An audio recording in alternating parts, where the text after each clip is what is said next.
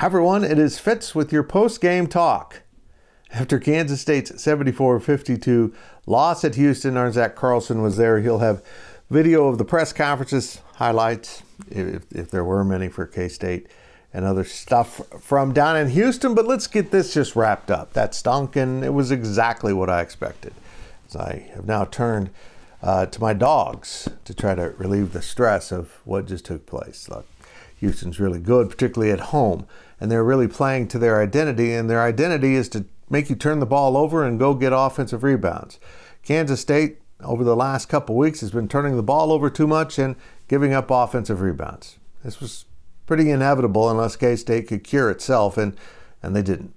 In the face of some really good defense that Jerome Tang flat out says is the best he's ever seen. K-State just continued to turn the ball over. Now, they only had 18, and I say only because they've had 18 or 17 now for 5 straight games. And it could have been worse, but Jerome Tang put some young players in that seemed to show a little competitive nature in the face of a really good team. Now, granted, at this point in the game, Houston wasn't playing with quite the same veracity, maybe. They just weren't, they were cruising up by 20. They got up by 29 in this game. Maybe they turned it down a notch, but they were still playing their ball, and they had put in some young guys that honestly need to put on display that they're capable of playing that style of basketball. And at one point there in the second half, Day-Day Ames, R.J. Jones, and Michaela Buddy Rich were all on the floor for K-State. Jerome Tang just threw them in to the shark tank and said, you know what, guys?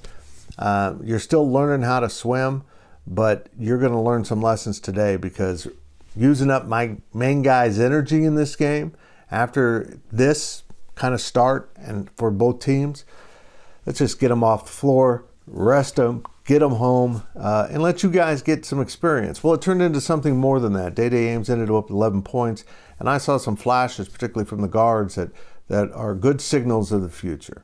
Jerome Tang loves veteran guards. So if you're a young guard, you're going to pay your dues. But right now, his veteran guards aren't playing that great. Cam Carter continues to score, and he had 4 turnovers in this game, which is notable because that's down below what he's been doing as of late. They're turning the ball over too often, and Tyler Perry simply cannot lock in on his shot. Every time we think maybe he's fixing himself and returning to what he was before he came to K-State, he goes out and throws up a bunch of clanks. And he did that again in this game, and I'm going to be blunt. If that's the kind of guard play you're going to get from a senior who turns it over, isn't a great creator, and is missing shots, maybe it's time just to put the young guys out there. But that would signify in Jerome Tang's vision of basketball that you're kind of surrendering the season, and he doesn't want to do that. He knows that guards are important, and he knows that Tyler Perry's ceiling is so far above anything a young guard can offer, he's going to stick with him probably. He's not going to give up on him until it's just simply been shown that he's not getting it done. But again, bluntly, it's kind of painful to watch him go through this process, because he's a much better basketball player than he's been showing at Kansas State. And Cam Carter, I don't know what's up with him. It's just the silly turnovers and fouls just seem to be mounting. He seems to be more aggressive this year, but with that seems to be just kind of reaching in there and doing some silly fouls, and honestly some really careless turnovers that consistently keep happening. So we'll see if K-State can learn from this. We'll see if the young guards benefit from this. But here's the plan. K-State, get home. You play Oklahoma on Tuesday. I hope you're on the plane already. They're not. This is right after the game. Get on that plane as soon as possible and get back here. It's supposed to be a beautiful week in Manhattan next week. Highs is close to 60 at the last forecast I saw. Maybe the Wildcats will warm up. These were 2 tough road games. It's not by any stretch of the imagination shocking that they lost these games. This was probably what was going to happen all along, unless they could have stolen that one in Ames.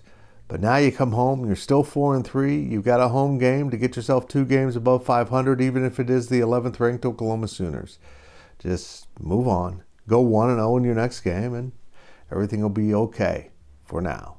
But boys, you got to cut down the turnovers and maybe rebound a little bit better. We'll see what happens.